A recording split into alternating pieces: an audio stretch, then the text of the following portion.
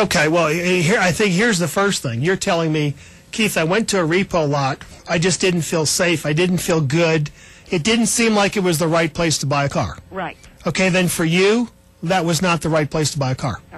I think just going into it, you ought to feel good about buying a car. It should be a fun time. You're about to buy a car. So if what is a repo? I mean, okay, the repo lot where you were, I mean, I'm going to kind of generalize this, but you were at a lot where people had not paid for cars, and the cars had been repossessed or taken from them, and they were being made available for resale.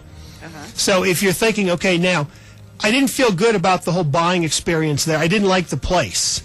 I might feel better about a dealership. Okay, I think that's the first thing to consider. Here's the second thing. I'm looking, if it's me buying a used car, I want one that the dealer has looked at and is going to stand behind and take care of me.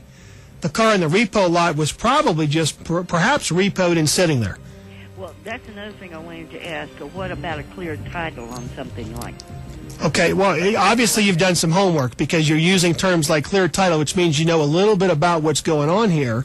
And if the car has been repoed, you know that there was title in someone else's name, and now one of the lenders or someone that's financed has repossessed the car.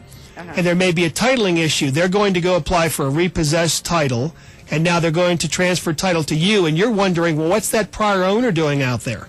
Right. So, and, you know, you've analyzed, you've actually done a pretty good job of this for yourself, saying, all right, Keith, I don't feel real good about going to this place. I don't feel safe. I don't like the environment. I'm concerned about the car and the deal, and is it a good one? And there's a titling issue here. I think you've just laid a pretty good blueprint as to, for someone looking in your eyes, why it's a lot smarter to go to a dealership than perhaps that lot.